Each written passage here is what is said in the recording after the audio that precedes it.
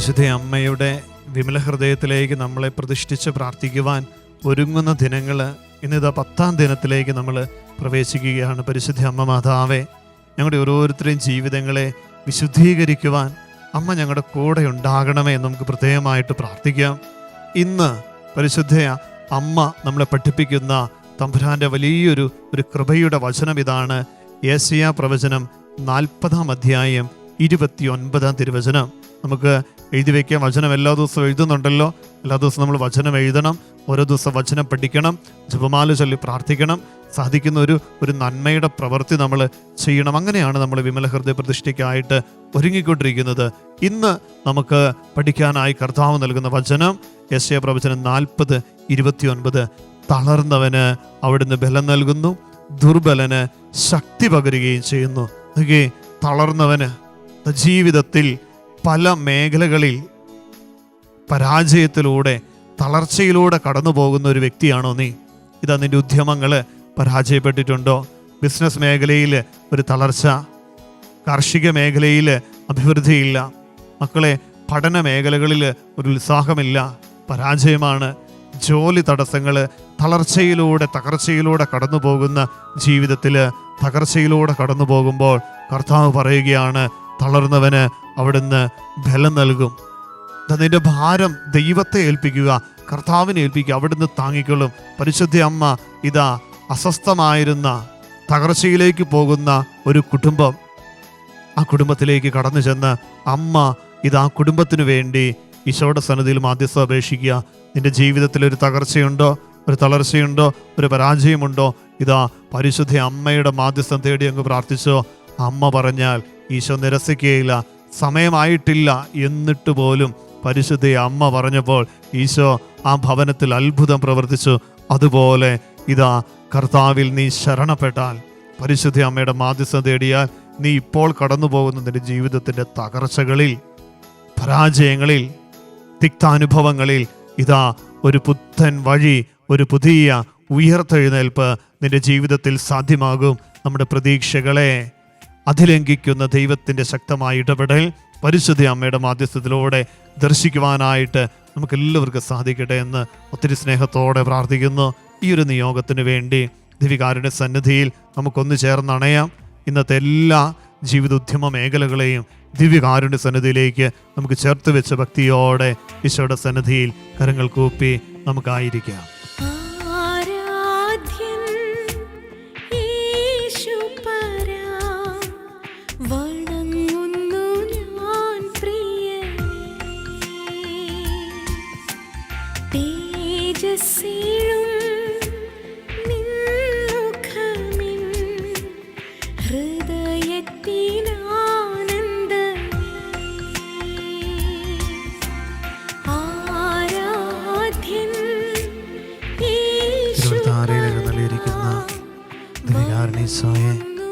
ഞങ്ങളങ്ങെ ആരാധിക്കുന്നു, സ്തുതിക്കുന്നു, നന്ദി പറയുന്നു.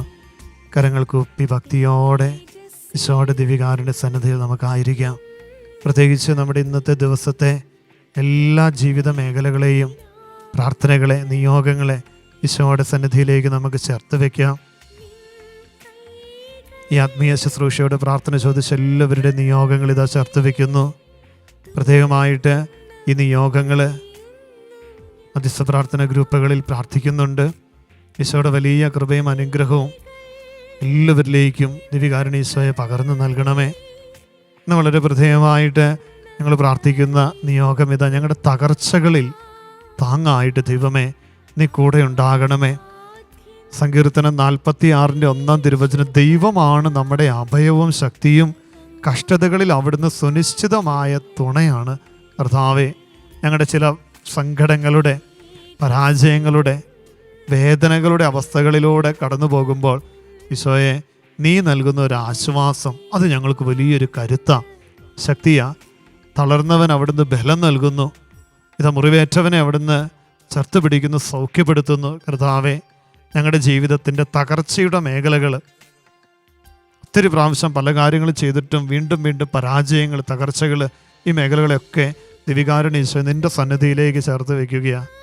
ആശ്വാസം നൽകണമേ, പ്രത്യാശ നൽകണമേ, കരുത്തോടെ ഇത് ദൈവത്തിൽ ആശ്രയിക്കുന്നവൻ കഴുകനെ പോലെ ചിറകടിച്ചുയരും. അവൻ ഓടിയാലും തളരുകയില്ല, നടന്നാലും ക്ഷീണിക്കുകയില്ല. ആറ്റുതീരത്ത് നട്ടപ്പെട്ട വൃക്ഷം പോലെ സദാകാലവും അത് ഫലം നൽകിക്കൊണ്ടിരിക്കും. ദൈവമേ, എന്നും നിന്നിൽ ആശ്രയം വെച്ച് പ്രത്യാശയോടെ മുന്നേറുവാൻ, ഇരട്ടി കരുത്തോടെ ദൈവമേ നിന്നോടൊപ്പമായിരിക്കുവാൻ ഞങ്ങളെല്ലാവരും അനുഗ്രഹിക്കണമേ.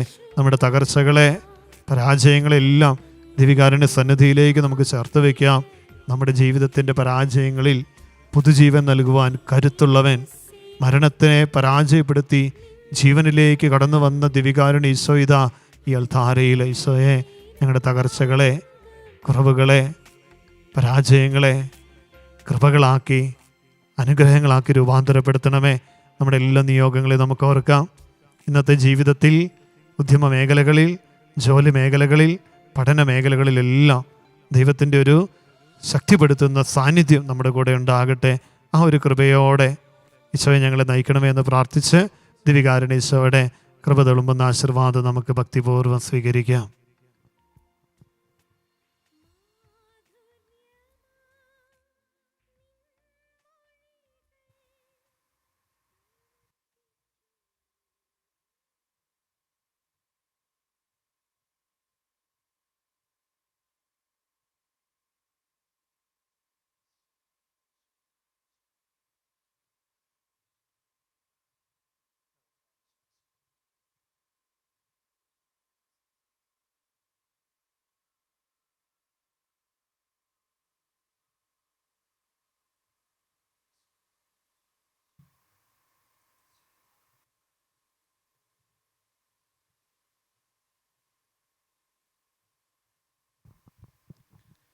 പരിശുദ്ധ പരമദിവികാരുണ്യ ഈശോയ്ക്ക് നേരം ആരാധനയും സ്തുതിയും പുകഴ്ചയും ഉണ്ടായിരിക്കട്ടെ. പരിശുദ്ധ പരമദിവികാരുണ്യ ഈശോയ്ക്ക് നേരം ആരാധനയും സ്തുതിയും പുകഴ്ചയും ഉണ്ടാകട്ടെ. പരിശുദ്ധ പരമദിവികാരുണ്യ ഈശോയ്ക്ക് നേരം ആരാധനയും സ്തുതിയും പുകഴ്ചയും ഉണ്ടായിരിക്കട്ടെ.